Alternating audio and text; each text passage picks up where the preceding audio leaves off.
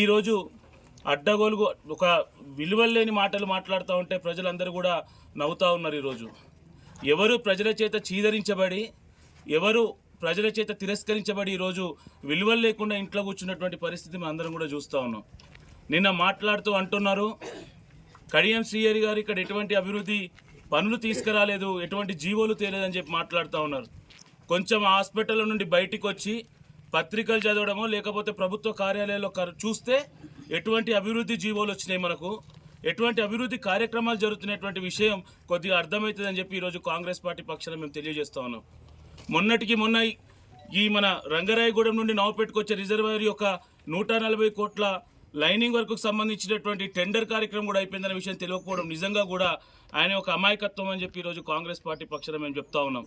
Integrated revenue office కావచ్చు, station గన్పూర్లో 100 పడకల ఆసుపత్రి కోసం కావచ్చు, ఇక్కడ ఉన్నటువంటి ఒక రెసిడెన్షియల్ స్కూల్ని కూడా అన్నిటి కూడా శాంక్షన్స్ వచ్చి జీవోస్ వచ్చినటువంటి విషయం తెలియకుండా మాట్లాడడం ఆయన మూర్ఖత్వం, ఆయన పిచ్చితనం అని చెప్పి ఈరోజు కాంగ్రెస్ పార్టీ పక్షాన మేము చెప్తా ఉన్నాం.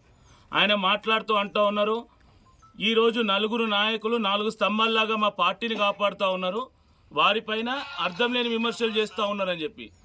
మీరేమైనా ప్రజలను కాపాడుతున్నారా? 4 స్తంభాలుగా రాష్ట్రాన్ని కాపాడుతూ ఉన్నారా?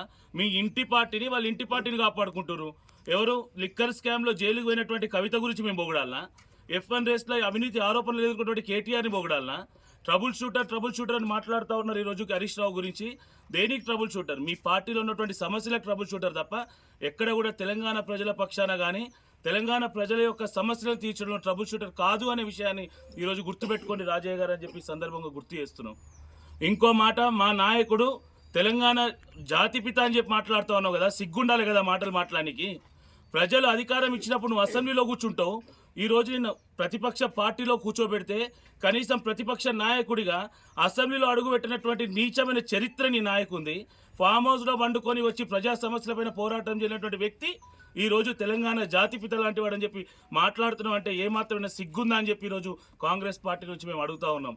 ఎక్కడ నువ్వు చేసినటువంటి అభివృద్ధి ఏందో ప్రజలకు చూపెట్టు. 15 ఏళ్ళు 20 ఏళ్ళు ఎమ్మెల్యేగా ఉన్నావు, ప్రజాప్రతినిధి ఉన్నావు కదా, స్టేషన్ గన్పూర్ నియోజకవర్గ ప్రజలు నీకు అవకాశాలు కల్పించారు కదా. కనీసం ఒక 100 కోట్ల పనులు కూడా చేయనటువంటి చరిత్ర నీది 20 సంవత్సరాల్లో. అది గుర్తుపెట్టుకుంటే బాగుంటుంది రాజయ్య గారు అని చెప్పి ఈ సందర్భంగా గుర్తు చేస్తున్నాం. తొలి తెలంగాణ క్యాబినెట్లో తొలి ఉప ముఖ్యమంత్రి నీకు అవకాశం కల్పిస్తే 6 నెలలకే నేను బర్తరఫ్ చేశారు. అది ఎందుకు బర్తరఫ్ చేసి నేను ఏ తప్పు చేయకపోతే ఆ రోజు నిజంగా ఏమాత్రం సిగ్గున్నా కూడా రిజైన్ చేసి నువ్వు బయటికి వచ్చి నేను తప్పు చేయలేదు నీకు నువ్వు ప్రూవ్ చేసుకోవాల్సిన అవసరం ఉండే, కానీ చేయలేదు కదా. అంటే అక్కడే నువ్వు తప్పు చేసినావా లేదా నువ్వు ఆలోచన చేసుకో అని చెప్పి గుర్తు చేస్తున్నావు. ఈ దళిత బంధు విషయంలో అనేక మంది నిరుపేద దళిత యువకుల దగ్గర డబ్బులు వసూలు చేసిన రోజు నీ చరిత్ర ఏమిటి అని చెప్పి ఈరోజు మేము అడుగుతా ఉన్నాం.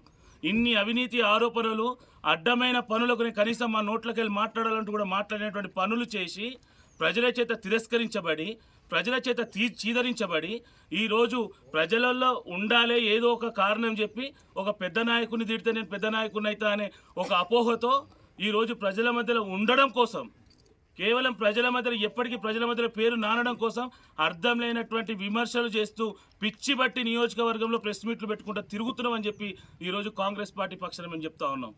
ఎక్కడ నువ్వు ఈ పార్టీలో ఓడిపోయిన తర్వాత కాంగ్రెస్ పార్టీలకు వస్తా అని చెప్పి ప్రతి లీడర్ గడప దొక్కినావు కదా, ప్రతి ఇంటి డోర్ కొట్టినావు కదా, ఢిల్లీ దాకా పోతే కనీసం నీకు ఏఐసీసీ పెద్ద అపాయింట్మెంట్ ఇవ్వనటువంటి చరిత్ర నీది కాదా రాజయ్య అని చెప్పి సందర్భం గుర్తు చేస్తున్నాం. ఇక్కడ శ్రీహరి గారిని అభివృద్ధి కోసం వస్తున్నారు కాబట్టి సీనియర్ నాయకులు కాంగ్రెస్ పార్టీకి కావాలి. ఈ సీనియర్ నాయకులు శ్రీహరి లాంటి నాయకుల యొక్క సలహాలు సూచనలు ప్రజాప్రభుత్వానికి అవసరం ఉన్నాయని చెప్పి ఏఐసీసీ పెద్దలు తామంతా తాము రాష్ట్ర ముఖ్యమంత్రి వాళ్ళు రేవంత్ రెడ్డి గారు స్వయంగా ఫోన్ చేసి పార్టీలకు ఆహ్వానిస్తే కదా ప్రజా అభివృద్ధి కోసం, నియోజకవర్గ అభివృద్ధి కోసం ఈరోజు కాంగ్రెస్ పార్టీలకు వచ్చినటువంటి వ్యక్తి మన ఎమ్మెల్యే శ్రీహరి గారు అనే విషయాన్ని ఆయన గుర్తుపెట్టుకుంటే మంచిదని చెప్పి చెప్తున్నాం. ఒక 2 నెలలు తిరిగినావు కాంగ్రెస్ పార్టీలకు వస్తాను, ఎక్కడ కూడా